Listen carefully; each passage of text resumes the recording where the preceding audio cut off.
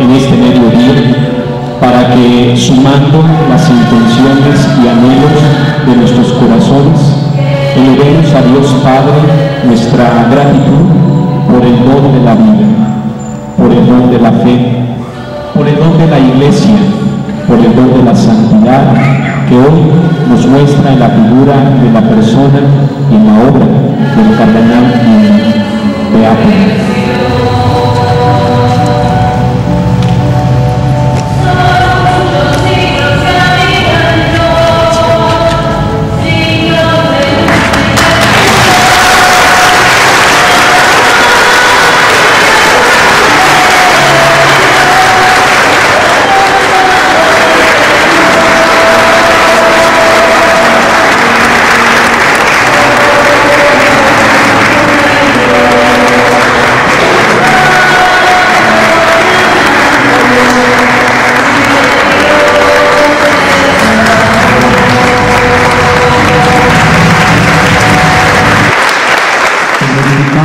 Señor, porque llenaste con los dones del Espíritu Santo al Beato John Henry Newman Cardenal, en cuya veneración tus servidores han hecho modelar esta imagen.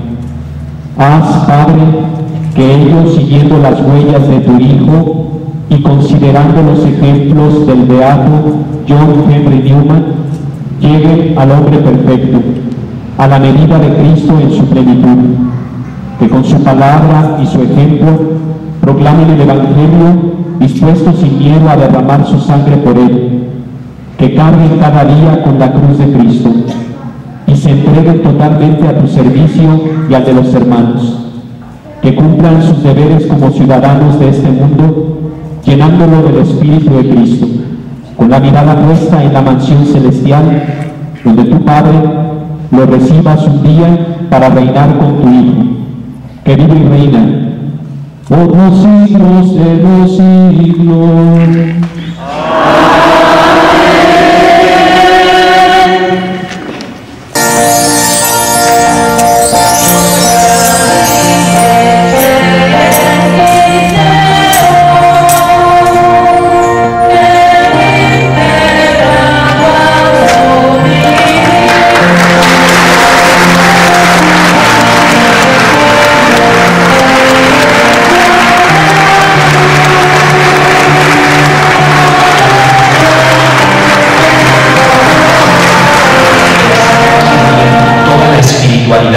O la gran parte de la espiritualidad del cardenal Newman, un hombre que apasionadamente buscó, anheló y vivió la verdad.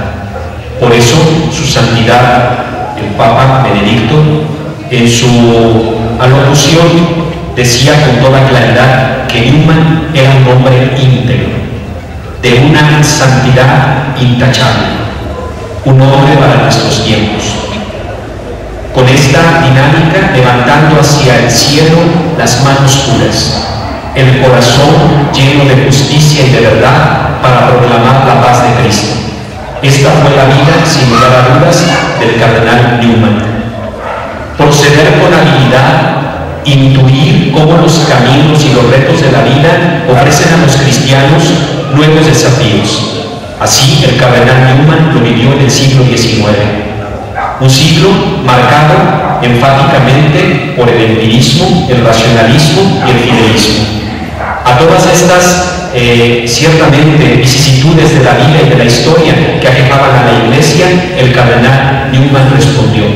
Y respondió yendo precisamente con una manera creativa, ágil e inteligente a las fuentes de la comunidad cristiana. Sagrada Escritura y tradición de los padres.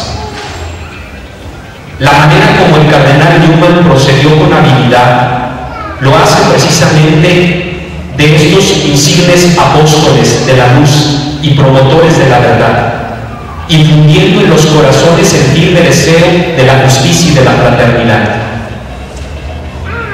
No es una casualidad que en su escudo cardenalicio haya escogido precisamente una frase evocadora como esta: cor a cor loquium, el corazón habla al corazón.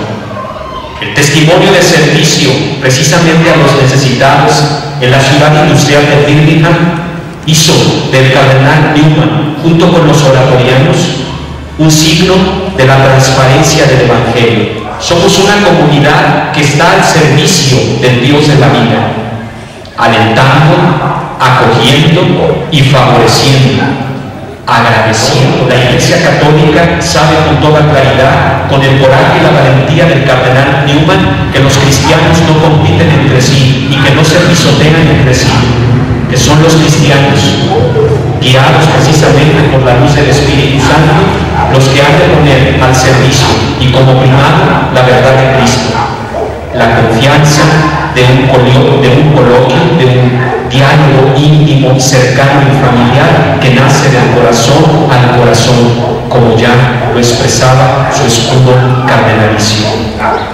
Newman descubrió que la fe, como don, lo capacitaba para hacerse católico.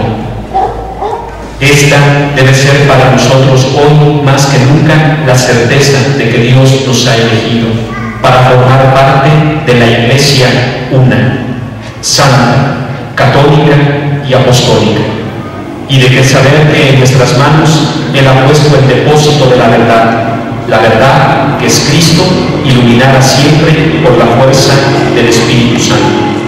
Hermanos, pidamos al Señor en este domingo, día de acción de gracias, nos conceda abrir nuestra mente, nuestra razón a la obediencia de la verdad cristiana, esta verdad que siempre será liberadora. Pidamos la intercesión del cardenal Newman, especialmente para que esto sea para nosotros una apasionante y venturosa búsqueda. Así sea.